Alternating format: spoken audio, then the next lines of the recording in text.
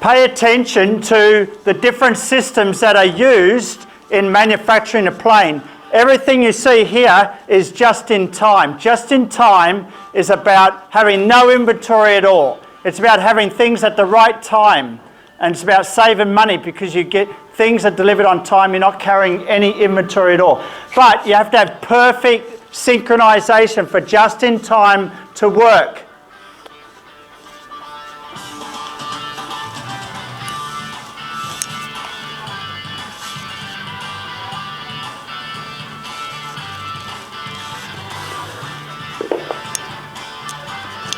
There you have standard costing. Notice the pace of the line. How fast are the planes moving? If it's 2 inches a minute, how many feet an hour? That's 5 foot 1 hour, okay? So then they know at any point in time whether planes are ahead of schedule or not. That's standard costing.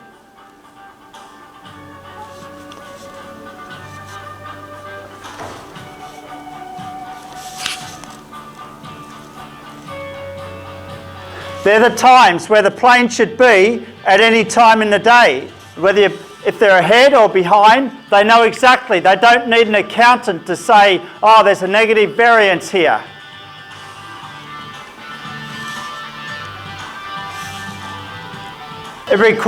Just-in-time requires a lot of coordination. So the human resources is critical for just-in-time synchronization. Okay, the team members, everything. It's not just the physical things you see. All the people need to be synchronized. They have to have the one mind about what is required at every point in time.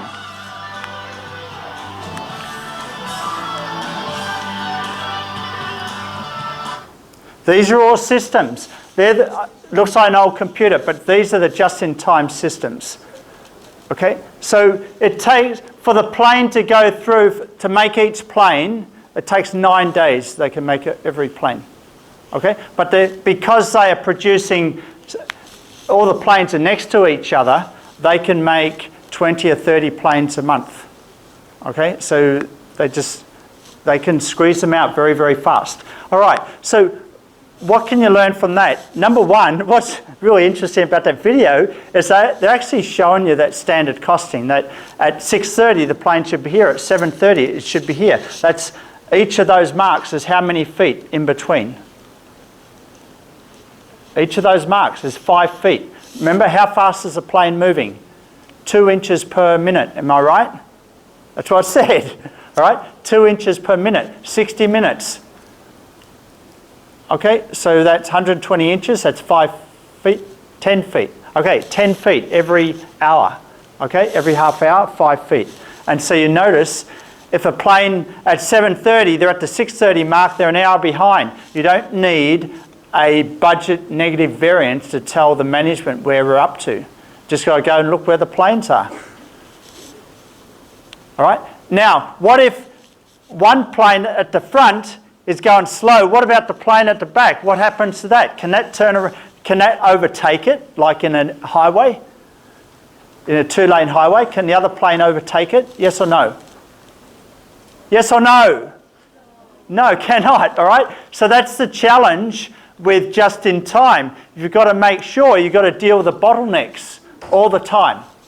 You've got to deal with bottlenecks all the time when you've got just in time, because as soon as you have a hold up, it holds up everything.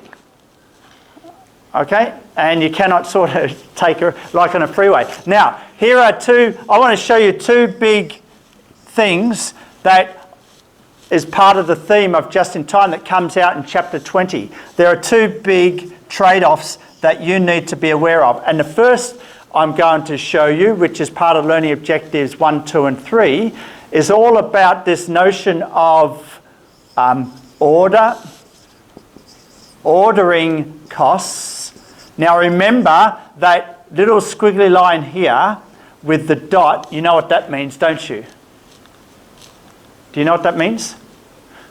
Haven't you studied shorthand? That means ing in shorthand. That's the only shorthand I know. Okay? ing, or ordering, all right? Ordering costs don't worry, you do not have to use that in the exam. Okay, it just makes it faster for me to. All right, ordering costs, and what are we? And these are holding costs here, inventory costs, holding costs. Okay, all right. So we're balancing off these two costs in the basic EOQ model. That's what is covered in the first 3 learning objectives in the chapter. But what happens when we go to the next learning objectives of just in time, we don't care about ordering costs so much. Now we focus on 2 other different costs. So when we get to that, I'm going to fill in the detail. So I want you to start thinking about what would go here, what are the trade-offs here. So let's go into the first part before we go to just in time.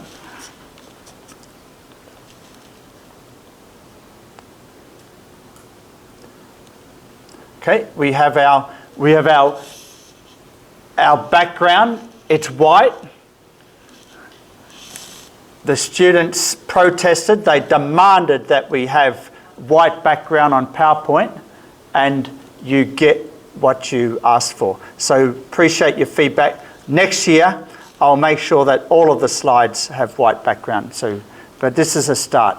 Okay, so let's go to the first part of what are we talking about with inventory management and retail organisations. I think here, these costs are so interesting here. These costs are so interesting here. By the way, when I say holding costs, the chapter talks about the notion of carrying costs. Okay, so I mean the same thing here. All right. So what I'm going to do now for the next couple of minutes is just take you through these different types of costs that you need to be aware of. Okay. Purchasing costs are costs of goods, if you've got the slides in front of you, acquired from suppliers, including incoming freight costs. Usually it's the largest category of goods in inventory. Okay, it's the actual purchase of raw materials. It's amazing the amount of raw materials I see in these factories that I visit, and I ask them, well, how many weeks of supply have you got here? And they say, oh, we've got about 6 or 7 weeks of materials here. I said, why do you need so much? They said, well, it's a bit uncertain about when we'll get the next batch in. I said, you need to cut that down to 2 weeks. All right, because you're wasting so much money in carrying costs. Now, you've heard me talk about cutting inventory, right? And you heard me talk about, oh, it's going to save you 25%, right? Okay, now chapter 20 talks about that. Chapter 20 talks about that, and it uses the word called opportunity costs. So that's what chapter 20. When you heard me, put your hand up if you heard me talk about that in the last 4 weeks. That if you carry an inventory, what is the value of the inventory? Multiply it by 25%. That's the value. That's the cost of holding it for 12 months. Put your hand up if you heard me say that. Only some of you. What? Others weren't listening? Some of you were. Most of you were. All right. So now chapter 20. Chapter 20 is talking about the same thing. They call it opportunity costs. Okay. So it's the same idea, same concept. Let's have a look. What we talk now. Let's move to ordering costs. Their costs are preparing and issuing purchase orders, receiving and inspecting items. Inspection. You know that. That's the start of your quality control, right? Okay. Inspection. Inspection is very important. Now, inspecting is you want to avoid inspection costs. You want prevention costs are more important to invest in, okay? And then you've got inspection, then you've got internal failure and external failure. But here, now they're talking about part of ordering, you need to inspect receiving goods inventory. So what companies are doing, one way of doing it is you do the inspection when the goods are received, but what some companies do is they send engineers to the supplier to check the materials before they are even shipped. because then if there's any problem, they fix it at the supplier's factory, okay? But those that don't have that investment of personnel to send to the supplier, you still need to check it when you receive, okay? And that's where you check what is physically received matches with the invoices. I've got videos, I won't show you, I've got videos where actually I've gone into the room where they actually show you all the documents they use to actually check receiving materials inspection. So that, yes, there are factories that do this. A lot of factories do not do this. That's ordering costs. Costs of preparing, issuing purchase orders. If you have to order 20 times a month, ordering costs are going to be very high. If you only have to order once a month, ordering costs can be quite low. All right, because you minimise the batches. Each batch, you can actually do the inspection once if you only order once a month, because the truck comes, it rolls up, it rolls up once, you go in and do the inspection. It may take a little bit longer, but that whole allocation of personnel to the inspection is efficient because it's done only once. But if you order 20 times, you have 20 deliveries. Now the inspector's got to drop what they're doing and got to do it 20 times. You know what it's like when you're switching between tasks all the time. You're not as efficient, okay? So in order to minimise ordering costs, you want to try and order less. Okay, love it. Carrying costs. This is my baby here. Carrying costs. That's inventory costs. Costs that arise while goods, wait a minute, are held in inventory. These are the costs include, wow, there's that word, opportunity costs. Underline that. Opportunity costs of the investment tied up in inventory and costs associated with storage. Excuse me. I have been recovering, but I'm nearly there. Excuse me. Okay, ordering. Okay, so we've got carrying costs, opportunity costs, plus costs associated with storage. In other words, if you need to store 5 or 6 weeks inventory, maybe you need a room that's double the size if you only need to store 1 week's inventory. When I go to HTC, you all know HTC in Taiwan.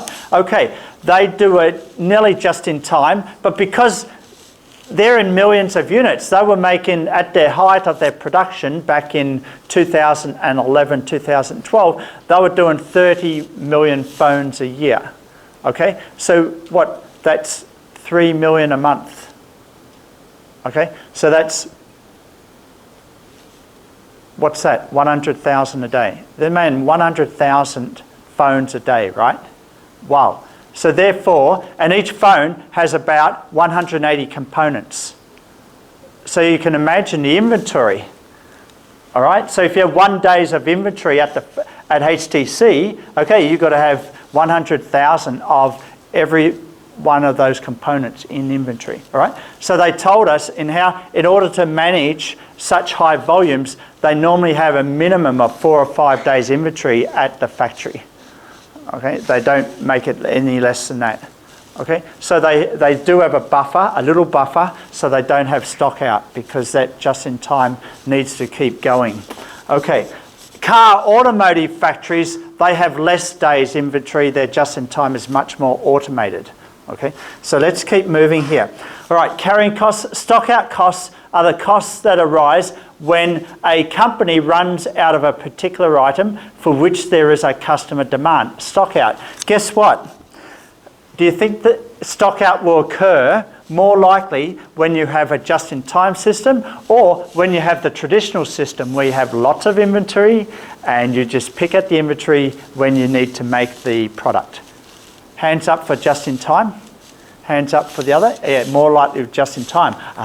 So now we can put stock out here, right? Stock out costs here. All right, so here's the missing one. I want you to think about what goes here. Okay, what goes here? Because these are the key. Chapter 20 in the early part talks about this trade-off here. That's what I'm going to introduce to you, the EOQ model.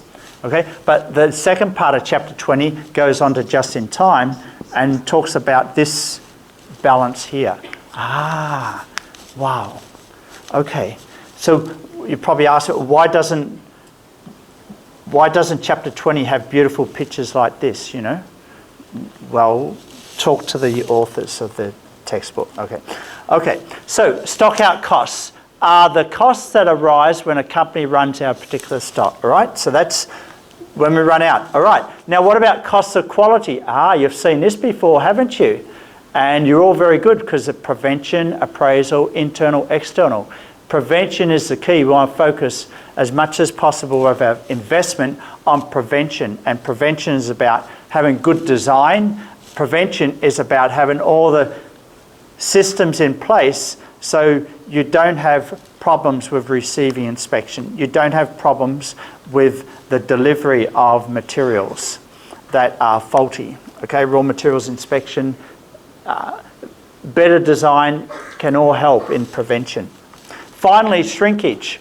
Actually, if you ask me, did any of you study the Jaya supermarket? Jaya, you know Jaya? Hello? Yeah, Jaya, all right. Well, did any of you do that for your project? No one? Why not? Wouldn't that be interesting? It's right in the middle, but you all avoided it. What, too big? Interesting. Interesting for those big retail establishments, like supermarkets and, you know, all those big stores in the Sunway Mall, their biggest costs, one of their biggest costs is shrinkage. Shrinkage. Now, shrinkage is a nice way of saying where you lose it as a result of theft, embezzlement, misclassifications or misplacement. But theft and embezzlement, that is a big problem in retail industries. Theft, not just by customers, but by employees. Staff that work for you are pinching the stock. Yes!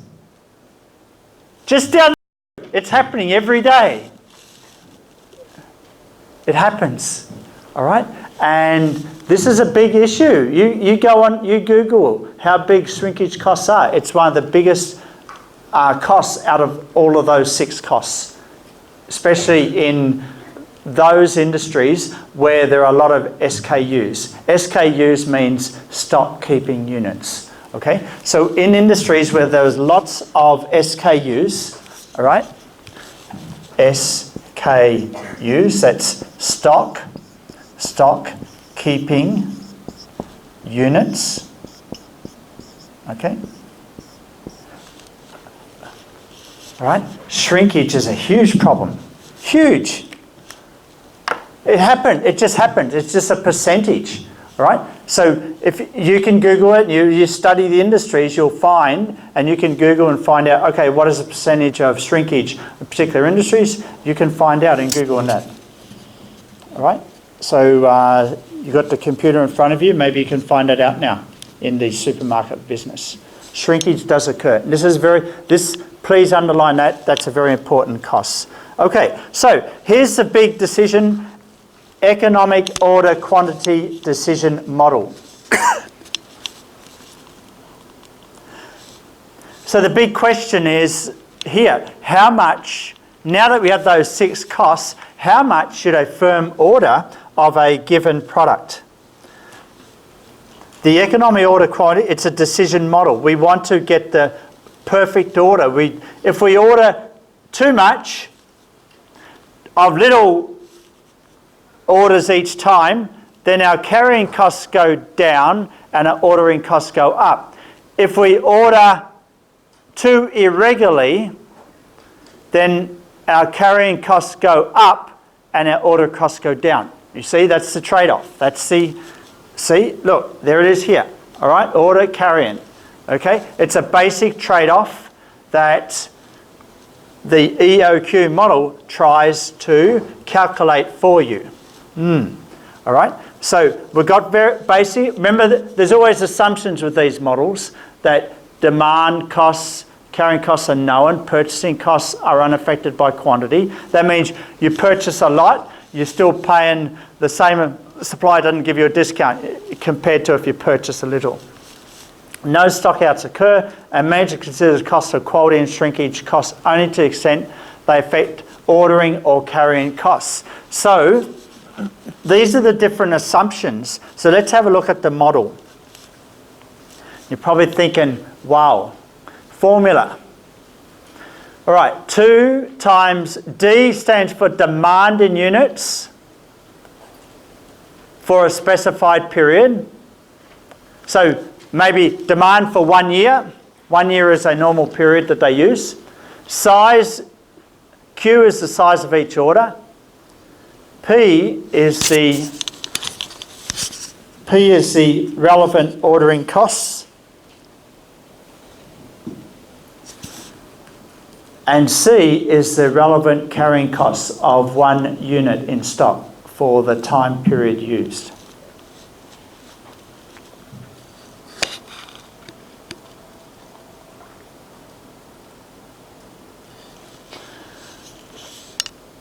So let's have a look at the calculation. Did you all, if you go to the textbook, and this is the first calculation that's shown on page 801 of your textbook.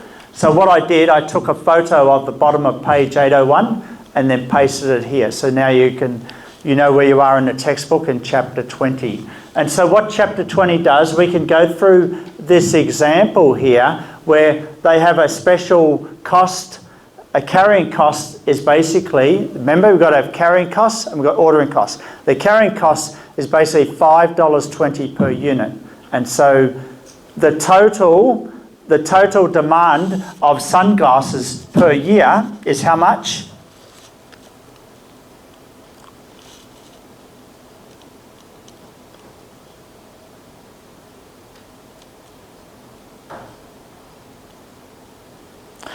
$13,000 per year, and then we've got the price is $200 per order. So what we do is 2 times the total demand times the order price divided by the carrying costs, and then we take the square root of that, and that gives us 1,000 units. So basically what this calculation is telling us is that if we have demand of 13,000, given that these are the carrying costs here, just a side note, notice that the return on investment is 0.15. Okay, remember I kept on saying 25%? If I think, oh, chapter 20 is making a liar of it. No. All right, 25% when you include, maybe you include this required return on investment plus other costs of insurance, materials handling, breakage. So on average, it can be much more than 15%, okay? So don't feel that, okay, it's 15%, not 25%, okay? In total, 1,000 units. So therefore, how many orders per year do we have? 13, right? 13,000 divided by 1,000 orders. So that's our first example. And we can illustrate that in terms of a graph. So the blue line represents the carrying cost. Notice that the carrying costs are exactly linear with respect to how much stock you have on hand. The ordering costs, that is the other side of this graph, is going down, down, right? So if you make 1 order per year, okay, then it can be very, very low, but you've got to carry those 13,000 units for more than half the year. So the carrying costs are very, very high. So, and then this line at the top is your break even. This line at the top is the total of the blue line and this greeny yellow type line here. Okay, so that's the first part, when the order assumes certainty of demand and time. Now, what we want to do now is start to think in terms of the reorder point. All right, if we have this perfect world, maybe there is a reorder point that we need to follow. What is the reorder point? It's a point at which we want to take into account how long it takes, lead time. So when you actually talk to suppliers, one of the very important things you need to do is to ask them, you don't just go there, what is your FOB price, and you compare one supplier with another. No. You've got to talk about non-price things. You want to talk about, so which, how long will it take for you to bring me FOB, that is to the port, all right, a shipment of 5,000 units. And so one supplier may say, well, you've got to give us 5 weeks. Another supplier will say, we can do it in 2 weeks. May not believe them, and you start to look at differences between suppliers in terms of the lead time. And maybe the one that takes 5 weeks can give you a cheaper price. The one that takes 2 weeks may be more expensive, you see? So you're starting to trade off more than one factor. Price is never the only factor you use in negotiations. So purchase order lead time is a very important factor when you are comparing suppliers. So now we can do a calculation and we can illustrate that if the lead time has to be 2 weeks, then we need to order before the stock goes down to 0. We need to order here, because by the time it gets to 0, the truck from the supplier is coming, and the truck comes in on the day it gets to 0. That's the idea of the lead time of 2 weeks.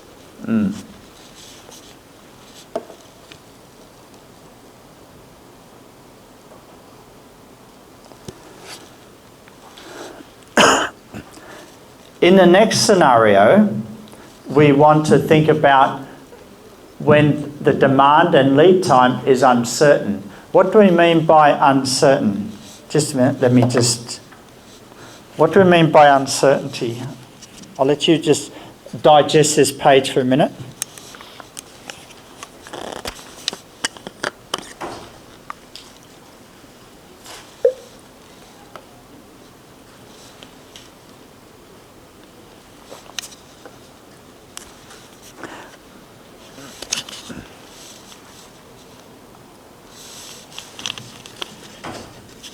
Remember, it'd be nice to have some safety stock.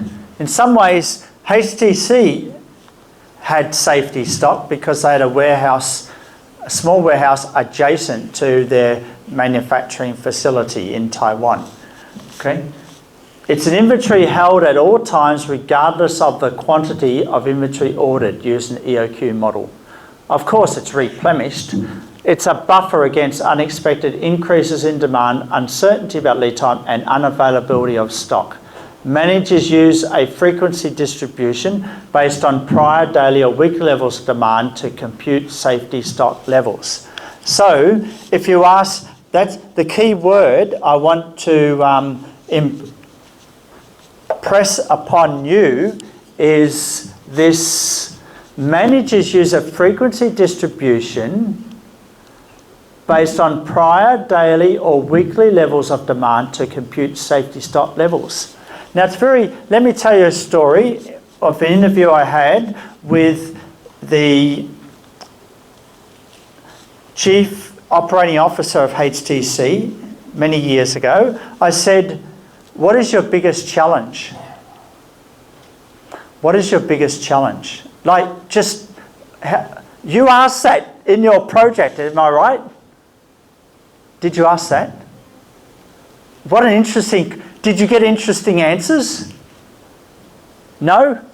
Put your hand up if you got interesting answers. Put your hand up if you got answers that, wow, I didn't expect that one. Hands up, yes or no? What, you already know the business you're talking to? You think you know more than the owner? I'm sure you're surprised. Okay, so I asked the COO, so what is your biggest challenge? Like, you're doing 30 million phones a year. You were the leading Android, you were the premier Android phone manufacturer starting from 2009, 2010. You were out before Samsung because you had the shortest product lead time, product development cycle time from inception of the product to delivery to the market of 7 months. 7 months, and that was back in 2009. And that's why Google went to HTC first and not to Samsung to pilot the new Android operating system. Do you know the Android operating system? Many of you are using it now. Okay, so HTC was the first. Okay, so here's HTC. They're the first. They're the first to try out Qualcomm's new Snapdragon chipset. Qualcomm now is in most of your phones that you have now. Qualcomm makes the little CPU, operating system, that is in your phone that you're playing with now. Okay, but Qualcomm went to HTC first. Why? Because HTC can bring that concept to market in 7 months. Boom. Because Qualcomm wanted to show the world that, hey, we're in smartphones now. Wow. So there's these things going on with new product development. They've got a 7-month lead time. They've got 30 million units per year. Okay, they're at the cutting edge. They are far in advance in technology than Apple is. And they have been for many years. Okay, does that mean that they are better at marketing? No, they don't have as much marketing muscle as Samsung. Okay. Anyway, here's my big question to you. What do you think the biggest challenge for the COO was? And the hint is on your slide.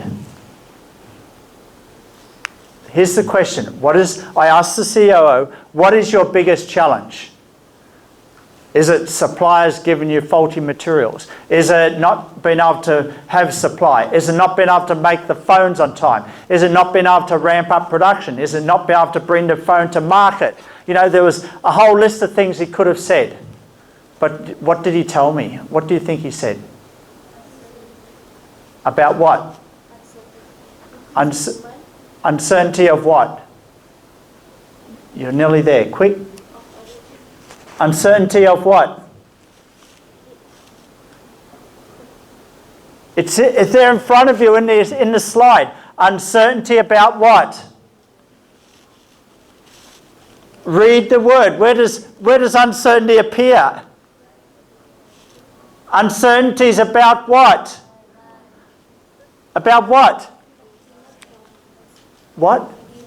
Demand, yes. Right? Nothing to do about supply. There's nothing to do with the suppliers. There's nothing to do with the raw materials. There's nothing to do with quality. There's nothing to do with inspection. His biggest challenge, he said to me, was getting the market demand, the market forecast right. Because he told me, if I can get the market forecast right, the demand right, I can run the whole supply chain like clockwork. Wow. Isn't that amazing? Like, the textbook's right.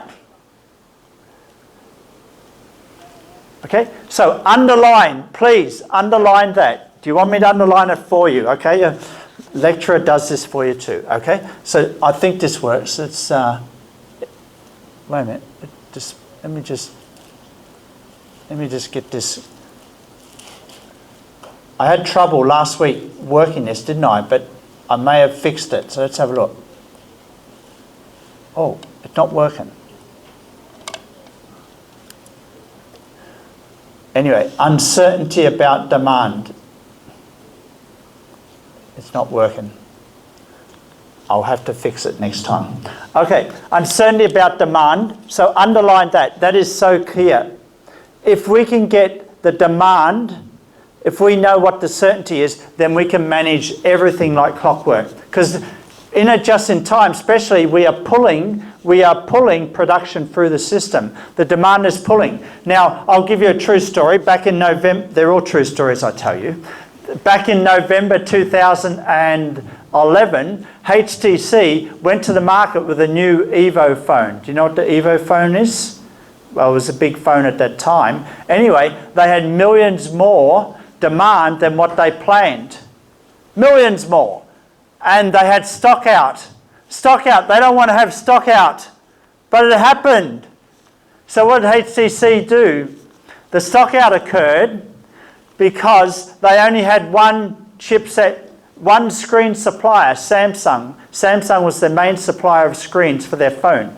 So what they do, HTC went to Sony immediately. Sony, can you fill in? We've got a bottleneck here on the screens. Samsung, we only promised the supplier so many millions of screens. We need more millions. Can you supply? What do you think Sony said?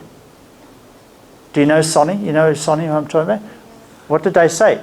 Sony said, sure, of course. And then Sony supplied millions of screens to HTC to help them get past this stock out. Okay? So why did that occur? What was the problem? Number one, they under-forecast the demand for this new phone. The demand was so many more millions than what they expected. And because they under-forecast, when they went to Samsung to supply, for Samsung to supply on the screen, they only contracted for so many million, right? For what the forecasts say they would need. But because the demand was much higher, then when they went back to Samsung said, oh, sorry, but we've already dedicated all our capacity to you. We don't have extra. Because you didn't ask for more. So that's why they had to go to Sony, a second supplier, to actually fill up that bottleneck. True story, and that was reported in newspaper too, not just from my interviews. Very interesting. Okay, so let's have a look at what it may look like so we've got chapter 20, page 804. All right, so what it may look like is as following. Computation of safety stock for the shade. Now remember, we're talking about 13,000 units ordered per year, right? 13,000 in sales. And basically, what you are given in page 804 is a probability of stock out. That is, there's a probability that you may have a certain order. There's a probability of 20%, 9%, 6%, 9, 6, 6. All right? So those probabilities are given in chapter 20. I think I've mentioned it here. Let me have a look.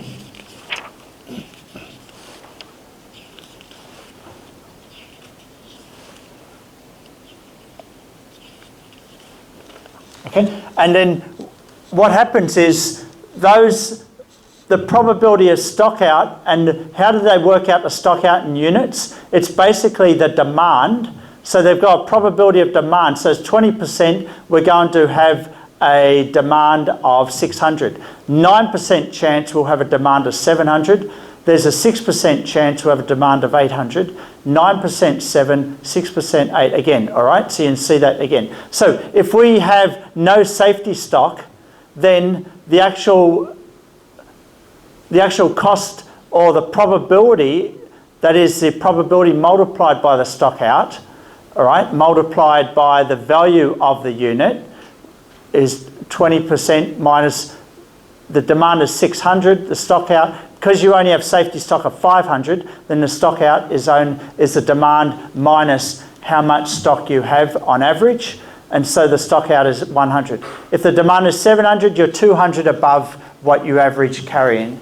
If it's 800, you're 300 above what you carry in average. And so this stock out, we actually multiply it by the probability, and then there are the relevant stock out costs and the number of orders per year, and then we do the calculation. So if we have zero safety stock, then the total stock out cost is 2912. But if we have lots of safety stock, we can actually bring our stock out cost down to zero.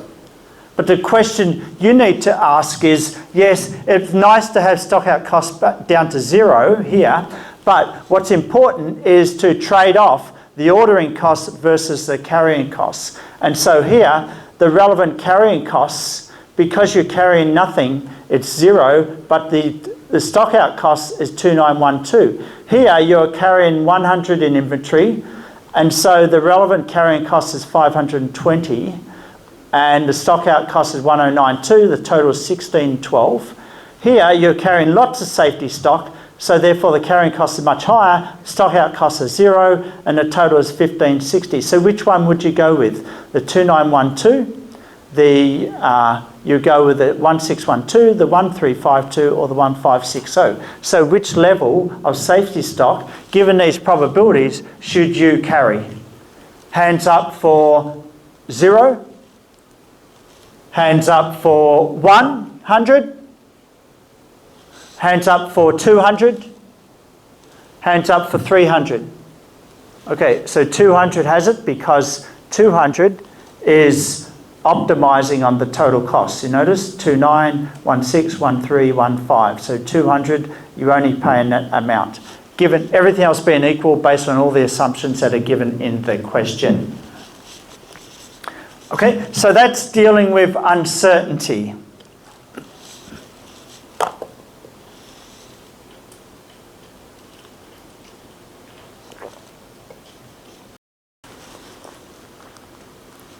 We're going to have a break in a minute, but let's notice I have put learning objective 3. Can you all see that? And then you see it says page 805, so you know exactly where it is in your edition of Horngren. Estimating inventory-related relevant costs and their effects. So the relevant costs are categorised as following: carrying costs, stock out costs, and ordering. Notice here are the carrying, stock out, and ordering. Isn't that interesting, right? So we're up to the stage now where we've introduced these 3 types of costs. Okay? The EOQ model is basically just trading off ordering versus carrying. But what we just showed you then, what we just introduced was this uncertainty. If we have a probability of demand, there may be a probability that we have stock out. So now we need to take into account 1, 2, and 3. And that was that last example that we went through. And so do you know what this part is here yet? You haven't figured it, you've figured it out, have you? You have? Okay, I'll leave that for you to figure out. Right, so now the carrying costs, relevant inventory carry costs consist of incremental costs and the relevant opportunity costs of capital. And O'Connor always says it's 25%. The textbook's saying 15%, but also that there are other costs associated with these here. So, and the relevant incremental costs, okay.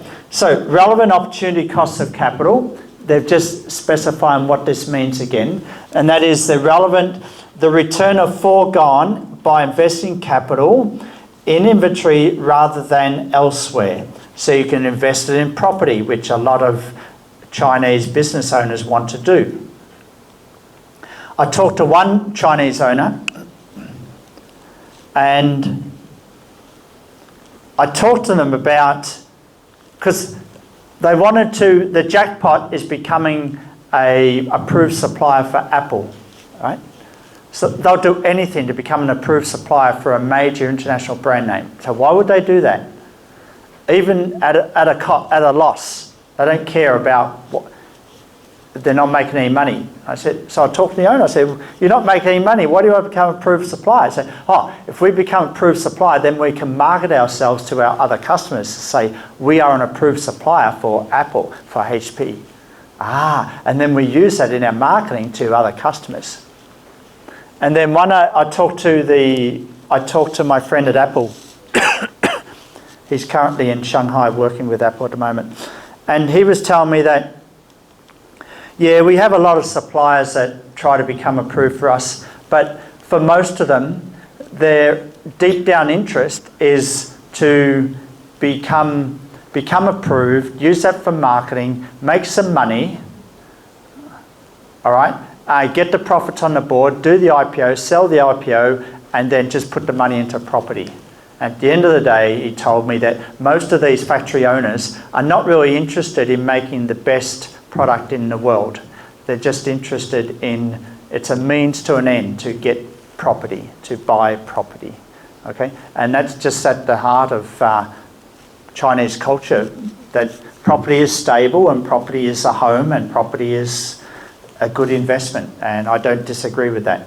But for a lot of factory owners, that's their mentality. They're not interested in making the best product in the world, which is what Apple and all the major brand names are looking for in their suppliers. All right, enough about my stories. Let's just keep moving here. There is a cost of prediction error. That's the next idea. So what we're going to do now, let's have a Let's have a look. It's 2:57, so let's have a break for 10 minutes. And after the 10 minutes we come back and then we'll go into just in time and we will reveal this secret word here, okay? So 10-minute break, I'll see you shortly. Thank you.